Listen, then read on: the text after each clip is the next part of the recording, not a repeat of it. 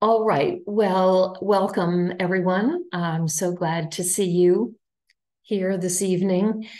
Um, our topic this week is an extension of our discussion of the criminal justice system in the United States and discrimination as it exists. And tonight we're going to be focused on the jury and illegal discrimination that takes place in jury selection and its impact on the legal system in our country, how racial bias undermines the fairness, the reliability, and the integrity of our legal system. Because non-representative juries exclude and marginalize members of the community, and in any number of instances have resulted in wrongful convictions and unfair sentences. The role of the jury is really critical in our system of justice because it is that group of people who judge the credibility of witnesses and decide the verdict. I don't know how many, I should have asked when everybody was still on screen. I'll do it at the end. How many of you have ever served on a jury? I have done so multiple times. And I remember one particular case where the conclusion was that every single witness lied, which made the process of determining the truth a bit of a challenge. So it is the role of the jury to decide who is telling the truth and what is the information that should be used to reach the verdict. Now, many of you, or for those of you, excuse me, who have taken the 6-week Racism in America class, you may recall that the 4th class dealt with mass incarceration and the war on drugs. And in looking at our criminal justice system as it operates today, there is clear evidence that that system is racialized at every stage from beginning to end, with unfair consequences for Black people and people of color in terms of the number of stops made by police. Among those stopped, the number where arrests are made. Once the person is arrested, the charges that are assessed are more severe. Bail conditions are steeper. Challenges in gaining legal representation are more significant for Black people and people of color, in part because of the financials involved. The rate of plea bargain versus trial, the sentences that are assessed, and the opportunity for appeals. So in every step of the criminal justice system, there is bias. There is discrimination. And today we're going to look at a less visible element of the criminal justice system, which is the jury itself. And we'll begin with some background, some history. Then we'll look at the system itself, the key players, and the way the system works or doesn't. We'll consider the abuses that result from the system as it exists today, and what are the consequences of the system, of the abuses that exist. So we're going to go back in history, even before the Constitution. Today we're going to the Magna Carta. That states that no free man may suffer punishment without the lawful judgment of his peers. And so even before the Magna Carta, in fact, there was the practice of utilizing a jury of one's peers, but it's written down in the Magna Carta that no free man may suffer punishment without the lawful judgment of his peers. I guess that means that women get off scot-free, but perhaps that's a bad reading of the text. I'm not sure. When we look at the concept of the jury of one's peers, that has been routinely, regularly, over time interpreted by courts to mean that the available jurors will include a broad spectrum of the population, particularly of race, national origin, and gender. Although gender hasn't always been the case, it was only early in the 20th century that women were considered to be candidates to serve as jurors. Prior to that time, the prevailing wisdom was that women were too fragile to deal with the court system, the trial system, charges, and verdicts. Somehow we made it through that, over that obstacle, and now women are routinely represented on juries. But the issue of race and national origin remains an issue.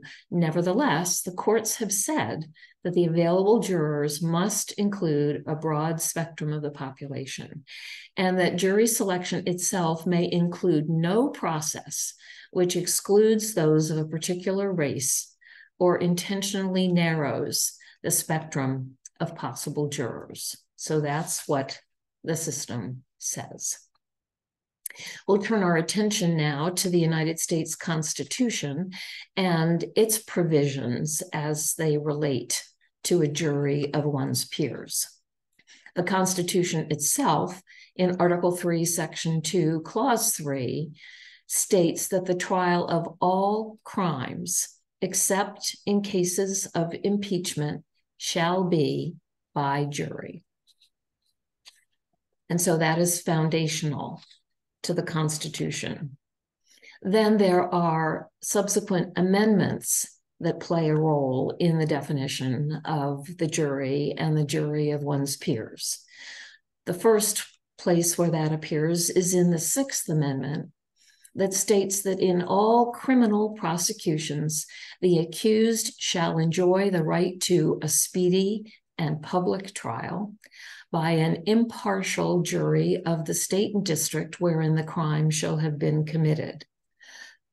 And interestingly, this amendment has also been interpreted to mean that a jury verdict must be unanimous.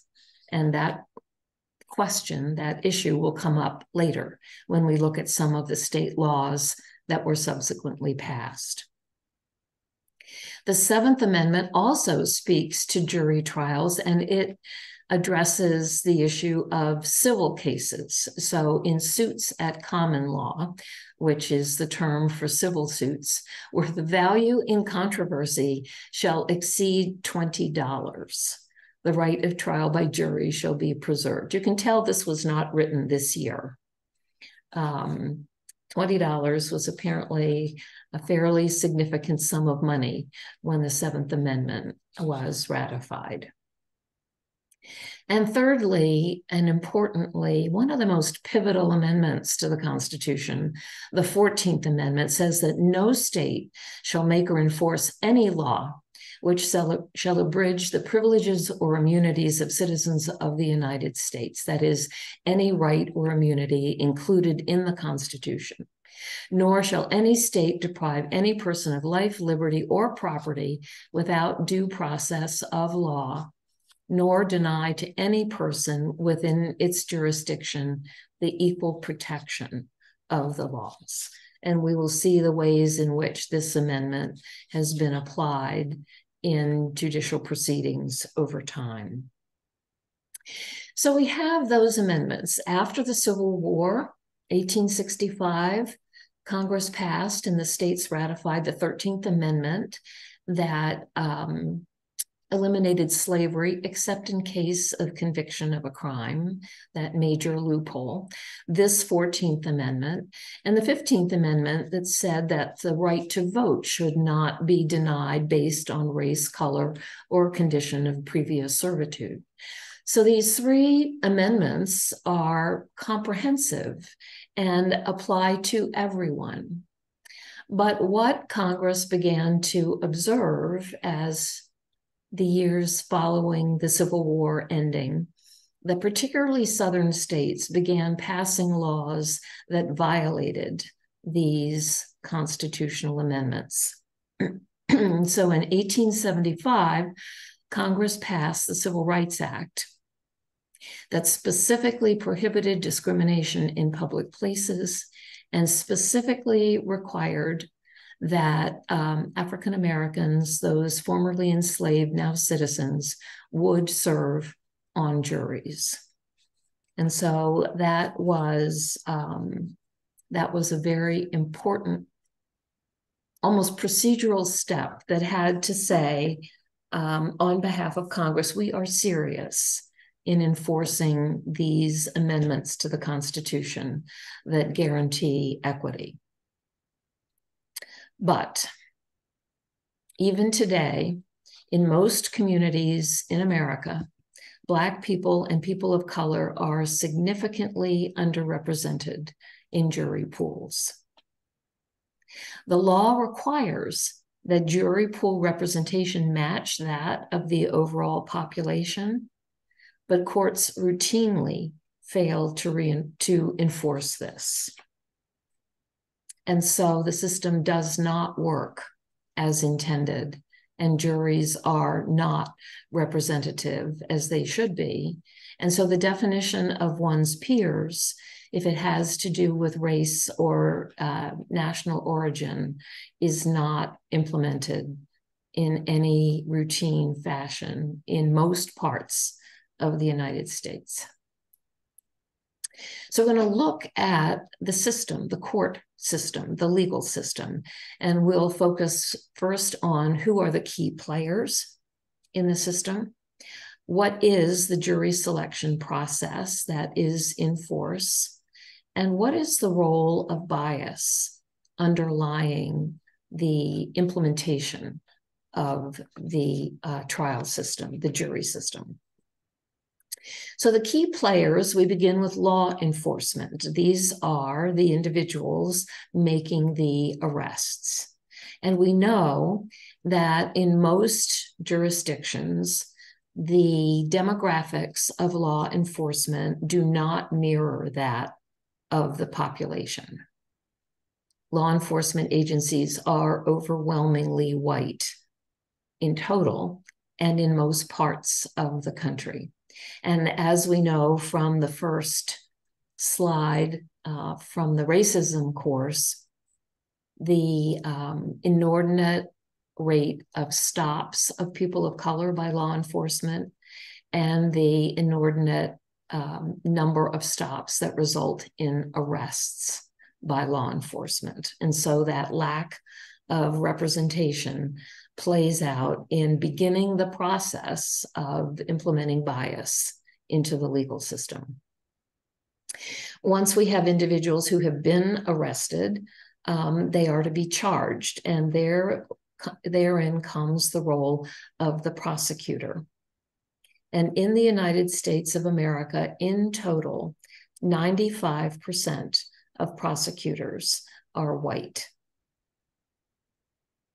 In fact, looking at the population of attorneys of all types in the United States, 95% of attorneys registered with the bar are white. In the case of judges, there are different representations of demographic groups in different states and different areas of the country. At the federal level, 78% of judges are white. At the state level, it's a higher proportion than that. So what we see is a system that is being run, managed, overseen by a population of predominantly white people. And so the concept of a representative jury is essential to bringing equity and fairness and representation into the trial system.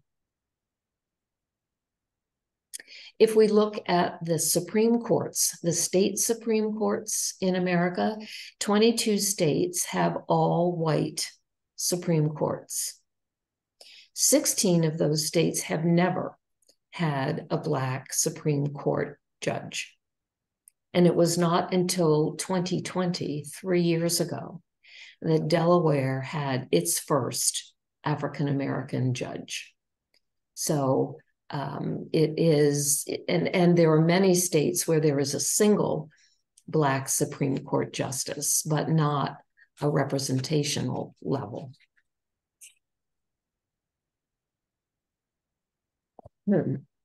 So those are the key players. They're the ones who are involved in making the process work. And so as we turn our attention to the jury, we look at the jury selection process.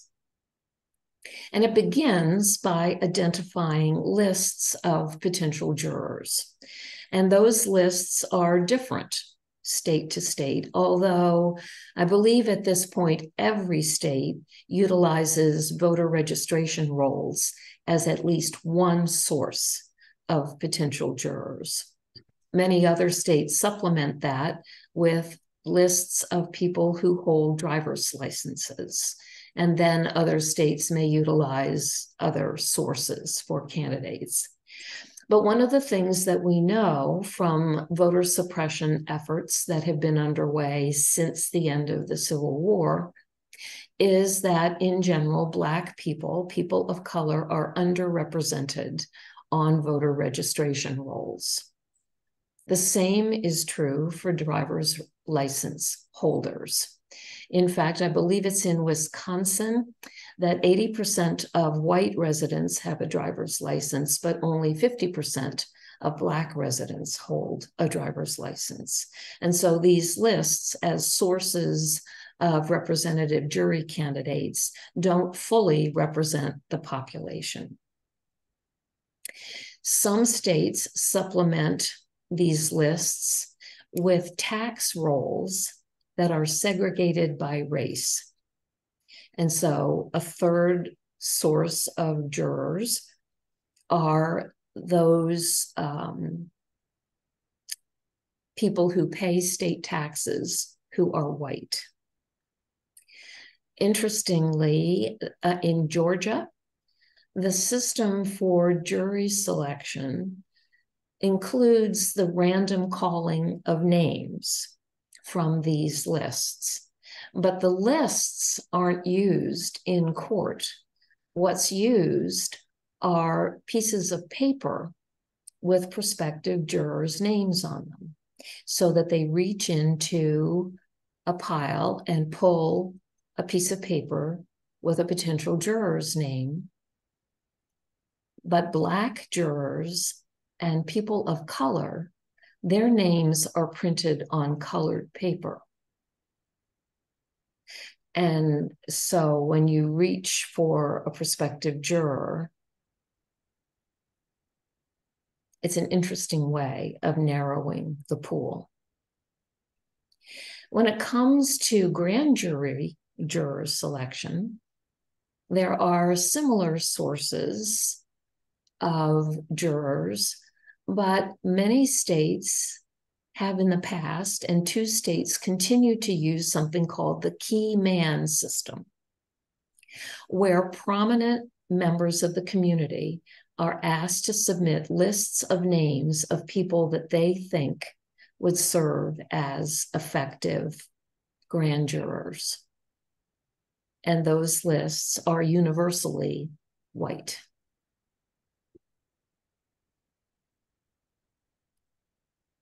Once we have the pool of jurors, then notifications are sent out to individuals saying you have been selected to be part of a jury pool.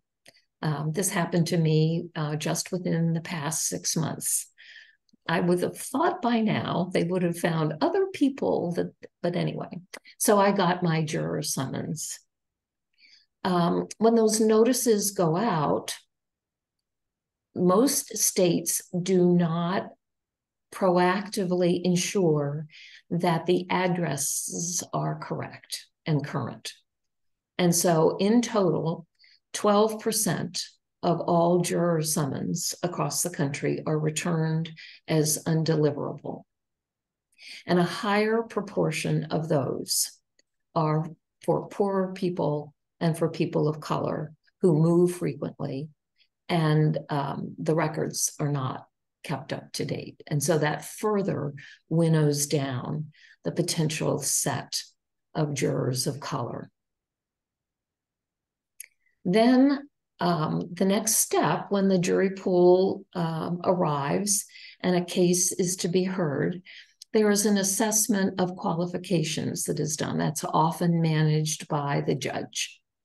And prospective jurors can be removed or challenged for cause.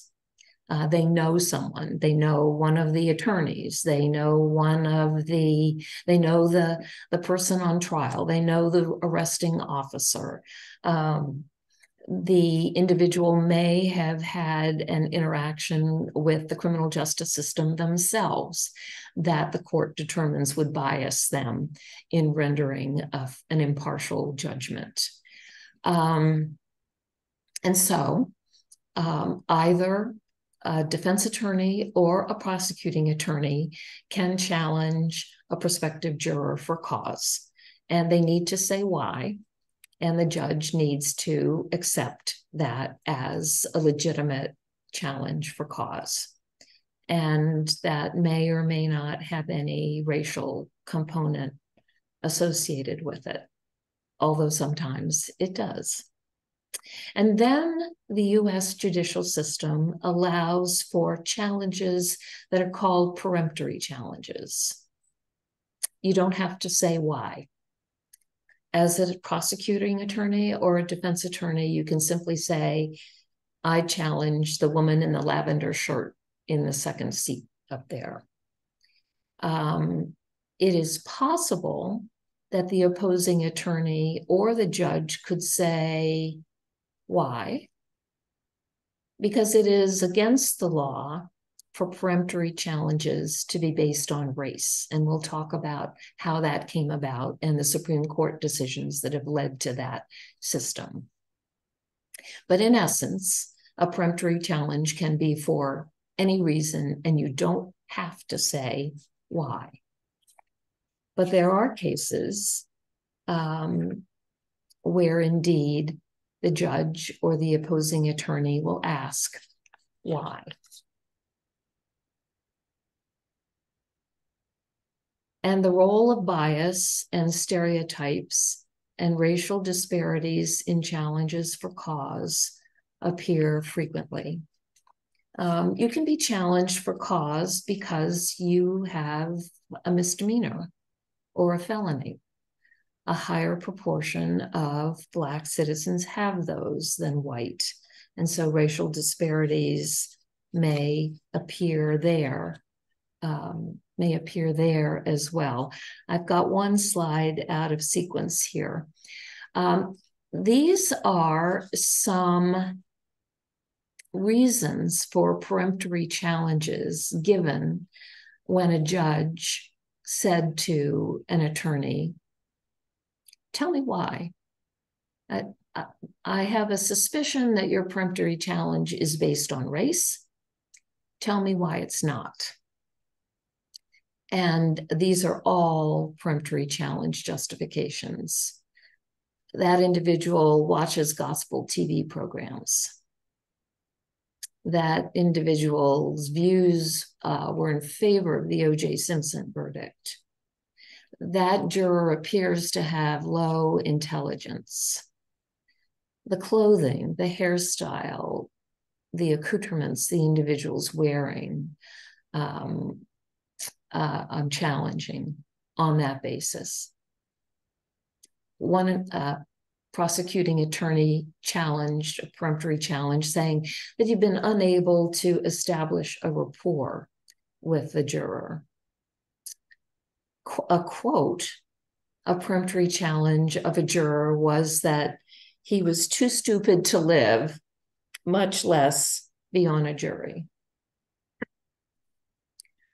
That the individual is unskilled Now, there were two white jurors, similarly unskilled, who were retained on the jury, but the Black unskilled juror was challenged.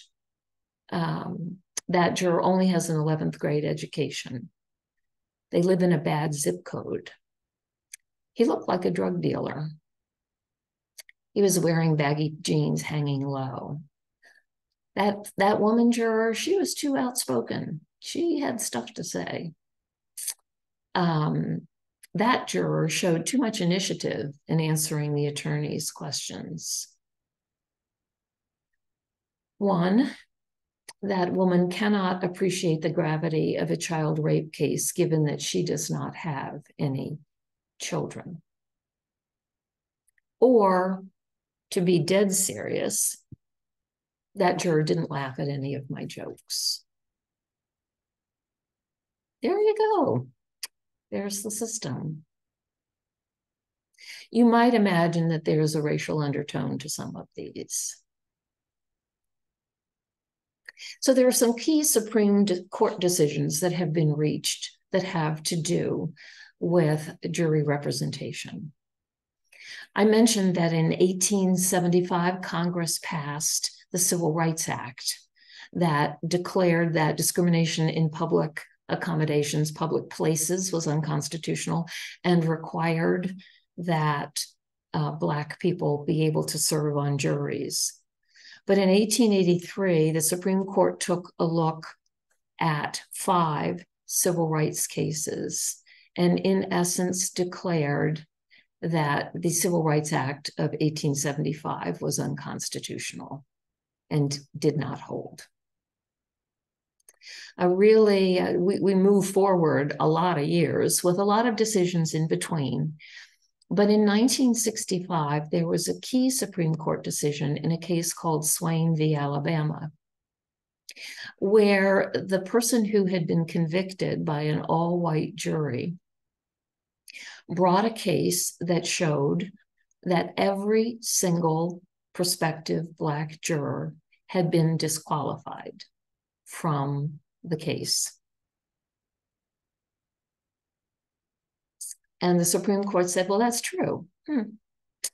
And it would appear that in this case, they did wrongfully exclude every prospective Black juror, a lot of them. But that doesn't prove that it was a systematic intent.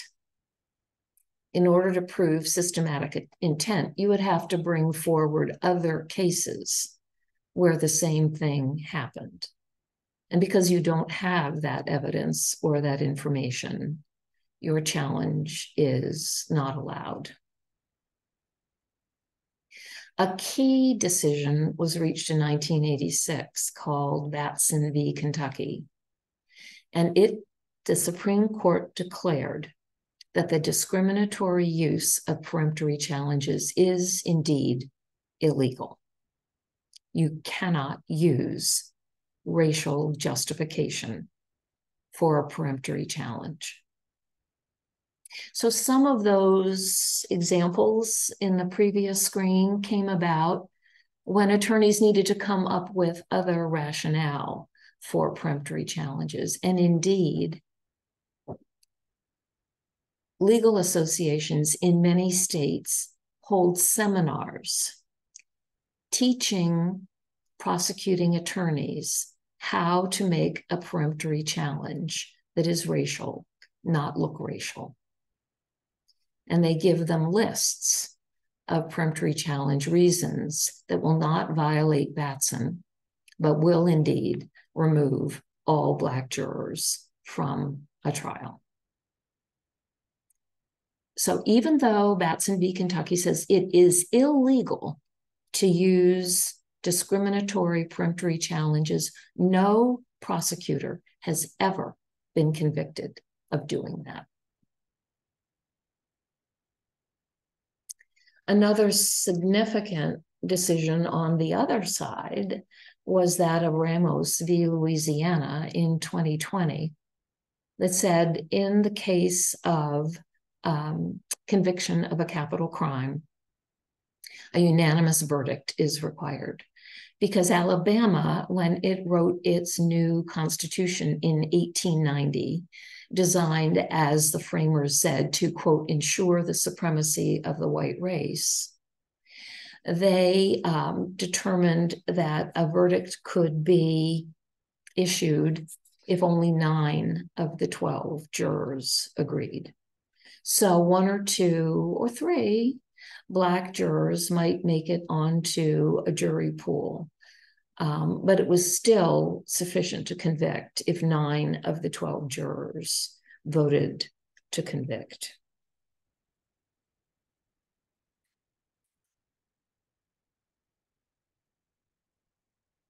So the abuses throughout our history have been significant.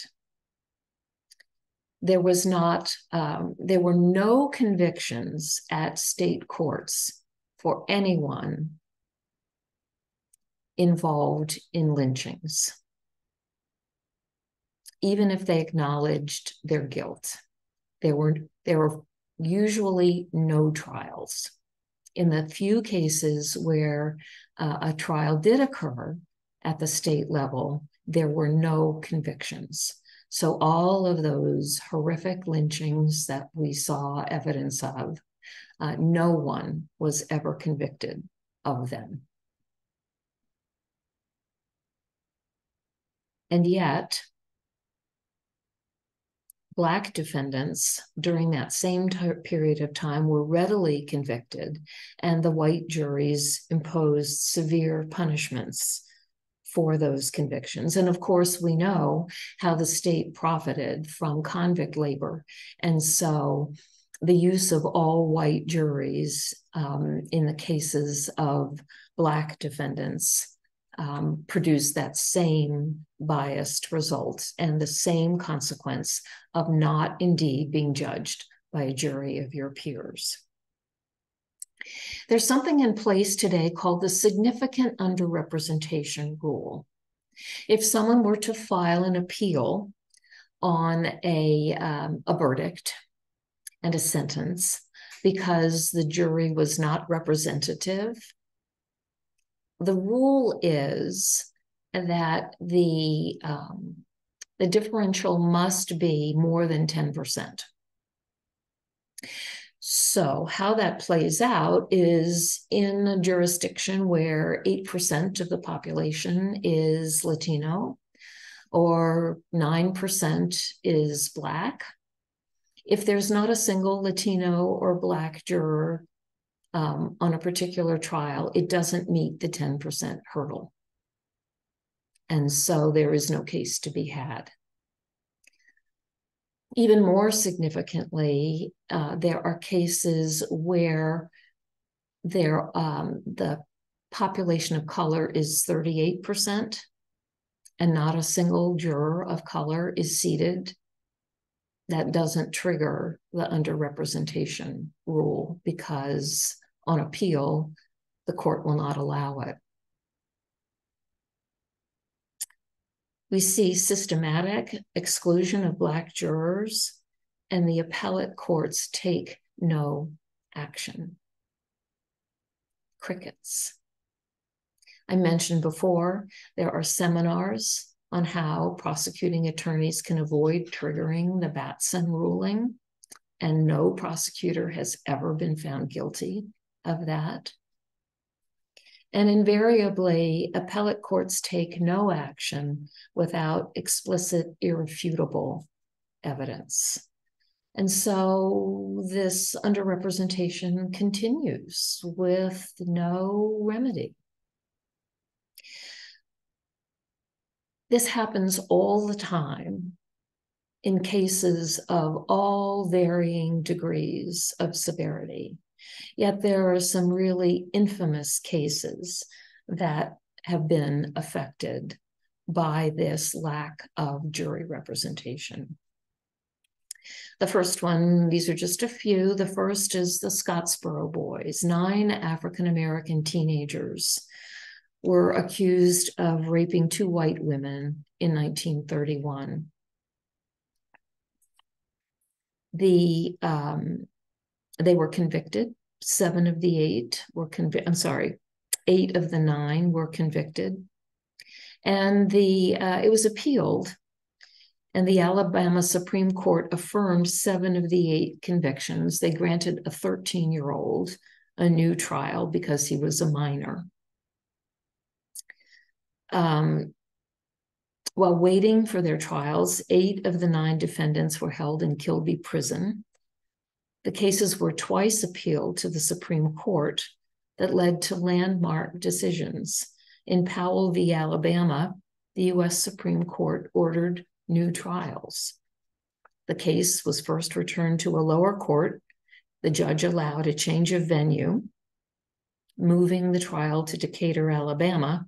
And during the retrials, one of the alleged victims admitted to fabricating her story and asserted that none of the boys had touched either of the white women.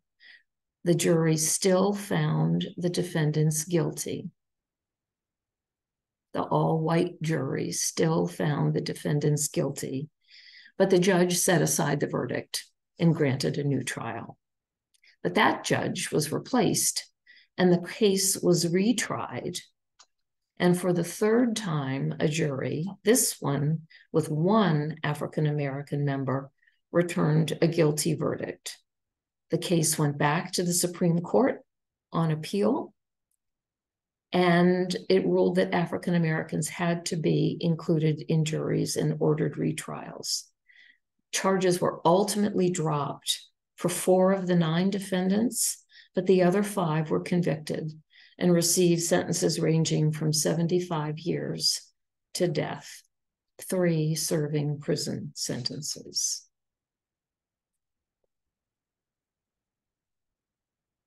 I think you know the story of Emmett Till, who was murdered by Roy Bryant and his half-brother, J.W. Milam. They were finally brought to trial in 1955 with an all-white jury. It was presided over by the Tallahatchie County Sheriff. Black spectators sat in the back of the courtroom. Black reporters were relegated to a card table off to the side. Racist jokes made the rounds in the courtroom. Wasn't it just like an N-word to try and cross the Tallahatchie River with a gin fan around his neck? The local Jackson Clarion Ledger ran a story with the headline, "Sumner folk already plenty bored with all this ruckus." Carolyn Bryant testified outside the presence of the jury. Milam and Bryant never took the stand. And for his closing summation, the defense attorney told the all-white, all-male jury that if they didn't free Milam and Bryant, quote, "your ancestors will turn over in their grave, and I'm sure every last Anglo-Saxon one of you has the courage to free these men." After deliberating for 67 minutes, the jury returned a not guilty verdict. One juror later said, "We wouldn't have taken so long if we hadn't stopped to drink pop." You may recognize the name of Walter McMillian. He is one of the people featured in Brian Stevenson's book, Just Mercy. He was convicted and sentenced to death for the murder of a young white woman who worked as a clerk in a dry cleaning store. He was held on death row for 15 months prior to being convicted and sentenced to death. In fact, the all-white jury sentenced him to life imprisonment, but the trial judge overrode that and sentenced him to die. He was convicted of capital murder, kept on death row, until finally, after spending 6 years, Brian Stevenson was able to secure his release. I don't know how many of you were around who saw the video of the Rodney King beating in Los Angeles, but a bystander captured the beating on March 3rd, 1991, of Rodney King by 4 members of the LAPD during his arrest. It was a horrific video.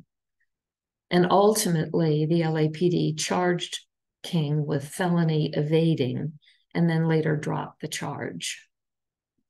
4 officers were ultimately tried on charges of use of excessive force.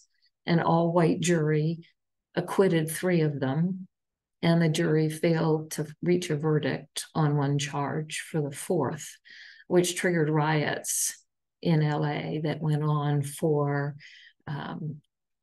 6 days and killed 63 people. Ultimately, the federal government prosecuted a separate civil rights case, overturning grand jury indictments of the 4 officers for violating his civil rights. 2 of the officers were found guilty and sentenced to serve time in prison. The other 2 were acquitted of the charges. And in a separate lawsuit in 1994, a representative jury, found the city of Los Angeles liable and awarded Rodney King $3.8 million in damages. I'd ask you all to raise your hands, but I can't see everybody's hand, to find out how many of you have heard of Curtis Flowers. I had not, but the Equal Justice Initiative shares his story. He was tried for murder 6 times in the state of Mississippi. 4 of the trials resulted in convictions, all of which were overturned on appeal. All of the convictions by all-white juries. He was held on death row in Parchman Prison for over 20 years as these trials went on. In his first trial, he was convicted of the aggravated murder and robbery of a store owner. That verdict and a conviction in a second trial for a murder of one of the store employees were both overturned by the Mississippi Supreme Court due to prosecutorial misconduct. A third trial for all 4 murders resulted in conviction, but that was overturned by the Mississippi Supreme Court for racial bias by the prosecutor in jury selection. His 4th and 5th trials ended in mistrials. And in 2010, a majority white jury in his 6th trial convicted him of the murders and voted to impose the death sentence. In December 2019, he was released from prison for the first time since his original arrest in 1996. And in September of 2020, the new Attorney General declared that she would not seek a 7th trial and dropped all the charges against Curtis Flowers. All of these all-white juries. In early 2021, he was awarded $500,000, the maximum allowed under Mississippi law, providing compensation for wrongful incarceration. And so the consequences of this failure to have representative juries leads to wrongful convictions, excessive sentences, harm to excluded jurors, people who receive jury summons, they come to court, they expect to be considered to serve as jurors, and they are rejected because they are too ignorant, too uneducated, unfit to serve as jurors.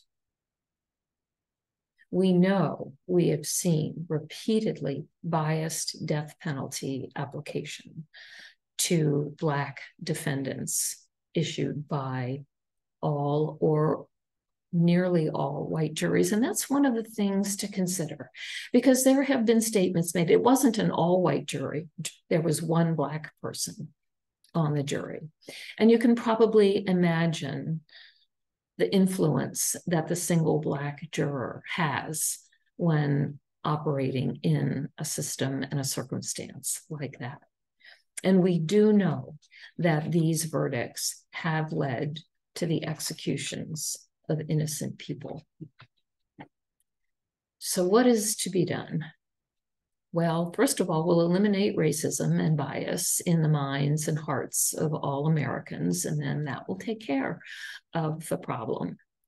Except, of course, it will not. But there are things that can be done to widen the jury pools. A first is to reduce hardship obstacles to jury service. There are jurors who cannot afford to take a day off from work. There are states that pay jurors a reasonable fee for their time. There are places that help with transportation, that help with childcare, that would otherwise keep a juror from serving. This could be a white juror, a black juror. It's more likely to be a poorer juror, and maybe more likely to be a black or person of color. But steps can be taken to help ensure that a broader population is in fact available to serve as a juror. The courts must remove procedural barriers to reviewing claims. When there is a claim of an unrepresentative jury, today, if the defense attorney did not lodge an objection at the time and recorded it in the trial transcript, the appellate court will not consider the case because that procedural step was not accomplished.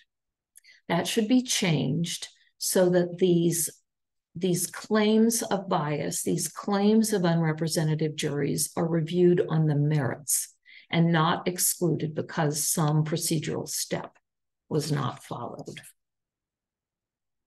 The courts need to commit to fully representative jury pools. The courts and the attorney generals of all of the states need to make affirmative statements that fully representative jury pools are essential to the effective functioning of our criminal justice and our trial system. And there needs to be accountability for those who discriminate. There is the case of a particular attorney general, and I'm not going to remember his name and I'm not going to remember his state, but he has been reelected 5 times despite clear violation of these rules. But he's elected by the populace and he continues to discriminate against jurors of color in all of the trials that take place in his state. And further, there's this issue of innocent until proven guilty, unbiased versus biased. Given the nature of race and racism in America, we need to adopt a meaningful presumption of discrimination because the greater likelihood is that discrimination occurs than that it doesn't. And that flips the switch, that changes the perspective. It changes the evidence and the information that is necessary to help ensure that indeed everyone is judged by a jury of their peers.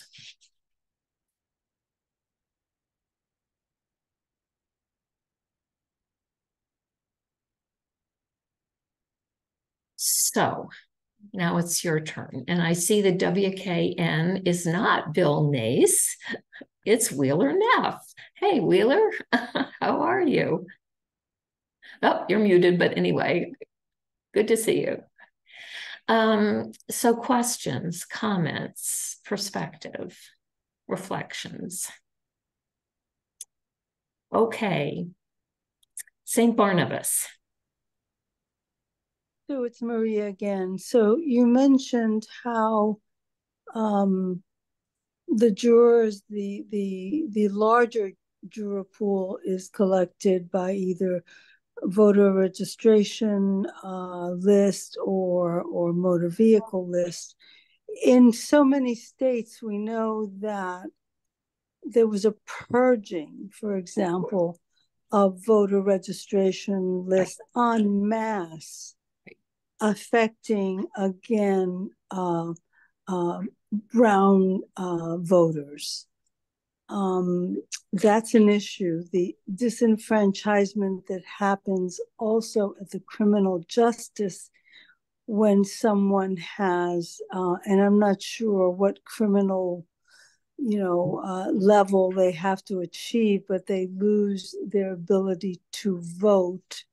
And then, as you stated before in other cases in Florida, when the state of Florida voted to grant enfranchisement or the ability to vote to prior felons, then the governor said, "Oh no, but wait up, you have to pay all your fines first." So there are just so many ways that we can't join that pool. I have been called to jury duty on several occasions and have never been called to serve. As a Hispanic woman, I can't tell you why, but you could be a little suspect. And that's it for my comments. Thank you. Thank you, Maria. Yeah, and no question that all of the work to disenfranchise Black voters, voter roll purges, voter IDs, all of the mechanisms being put in place to try to disenfranchise Black voters reduces that jury pool, the candidates for jury pools. I mentioned I was on call for jury duty just this year. And I hadn't thought about it at the time, shame on me. But in putting this together, I reflected on it. And there were, I don't even know, I'm guessing 200 people in the jury room. It ended up, none of us were called for trials.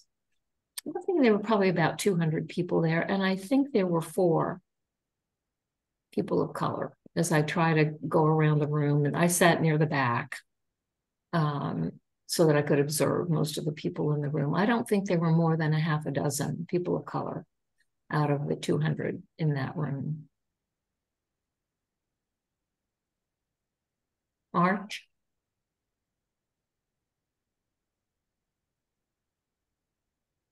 I can't unmute you. You have to do it. You have to do it all by yourself. There we go. There you go. So you mentioned about if the defense attorney doesn't record an objection to the jury at the moment, but in the end, who is it? With all these Supreme Court decisions, who is it that is responsible for making sure that the jury pool is representative? Is it only after the fact that the verdict comes through and then there's an objection, an appeal, or I don't know. Like, who is the person who's supposed to be responsible for this? Well, initially, at the time of trial, it's the judge.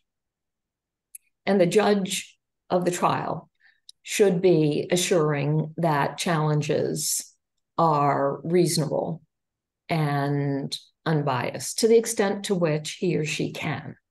But that's the first line of defense. Peremptory challenges are, I can challenge anybody I want. I'm trying to think.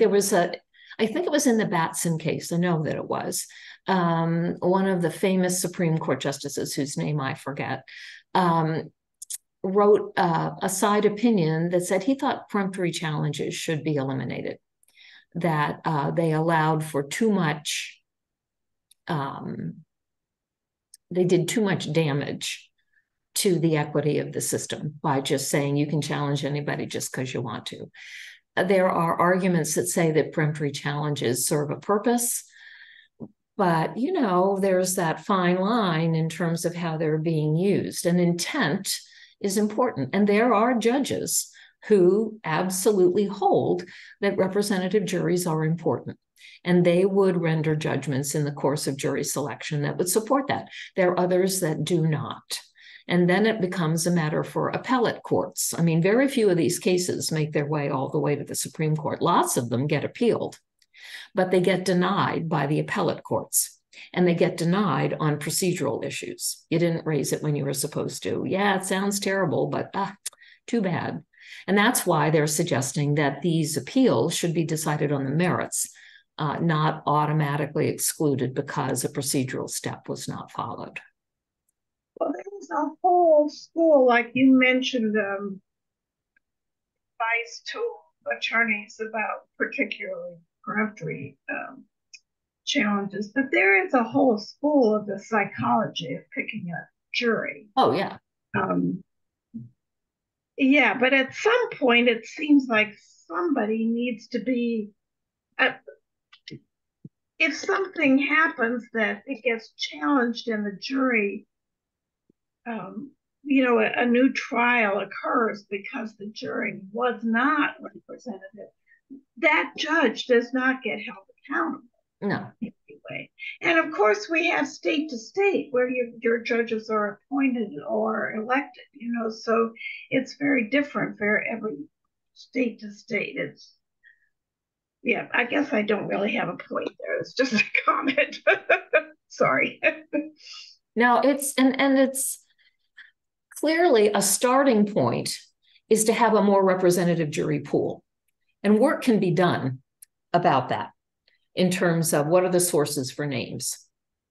It doesn't have to just be voter registration rolls. It doesn't have to be just driver's license lists. It could be unemployment records. It could be public housing records. There could be a much broader set of sources of names. And one of the things that happens now is, if indeed in my personal experience this last time with a half a dozen Black potential jurors out of 200 people, 4 or 5 peremptory challenges, that's not very many, but it could eliminate that whole group. If indeed you had 20% of the jury pool were people of color, representative of the population, then it's a different matter when you get into the challenges. So the first and potentially easiest step to fix is a broader source of names for jury participation.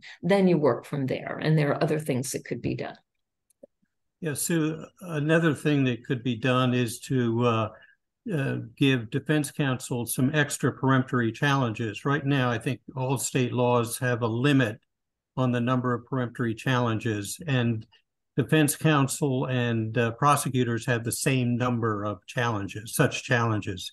If you gave defense counsel, let's say 2, 3, 4 more peremptory challenges, then it could occur that the prosecutors get some jurors that they wouldn't otherwise like to have on a jury. And maybe there's a little more balance there. And it doesn't have to break along racial lines. It could break along employment lines. Sure. And that people might have different views on that. But that's one easy way to maybe level the playing field a little bit that would be easy to do. I'd love to see some studies on that. I think that's an excellent point, Wheeler. And I do know that some of the cases that I've been reading about here, even on the prosecuting attorney side, they ran out of peremptory challenges, and there were still a couple Black prospective jurors there. It was like, oh my God, I can't eliminate all of them. I've already used up my peremptory challenge. So with a broader pool, you have a harder time doing that. But I think your idea, again, it is that presumption of discrimination. Operate on that basis and shift the balance a little bit. That could work. That could make a difference. Maria, is your hand up again, or is that your still hand up from before? Oh, you're muted. I agree with everything that's being said, but I want to remind us that jury selection, like voting, is all up to the states. And as you mentioned in all those legal challenges, my question continues to be, that we seek protection under the law, but come on, we have the 6th Amendment and we have the 14th Amendment, and look at us still talking about how we can increase the pool. The problem is there is no protection under the law. That's why we keep talking about this. Isn't that the 14th Amendment? And why don't we apply the 6th and the 14th? Why do we have to talk about a preemptive challenge? That was not in the Constitution. I'm just horrified by our legal system. I should say by our lack of legal system. It's just we mire ourselves in more challenges and going to court again and again, and people's lives are at risk. And as you said, so many lives have been lost unjustly. And the legal system is where much of that shows up, but it is the fundamental racist beliefs of the white majority that hold sway. And it is, you know, we ostensibly eliminated slavery, except of course we didn't, but we never dealt with the underlying presumption of white supremacy and Black inferiority, or people of color inferiority. And that continues to underlie every aspect of our society, every single aspect of our society. And all we can do is chip away at the pieces and the places where we can make a difference. We're not going to eliminate it. It's not going away. All we can do is all we can do. And that's for each of us to find an area that we are passionate about: equity and equality, and action needed to make the situation, the system, more fair. That's it. It's where we are. And every one of us can do something about that. We can't fix it. We can't make it go away, but we can make it better. And we need the passion and the energy and the time and the commitment to do it in concert with others of a like mind and a similar purpose. So I thank you all for being here, for being part of the dialogue, for caring about it. And I am hopeful that it may be baby steps, but we do see baby steps being taken. It would be wonderful to wave a magic wand and fix all this. And I really wish we could, but here we are. And thank you for being here. Thank you, Thank Sue. you, Sue. Thank you, Sue. Very good. Very Good night. Very good. Yes, excellent.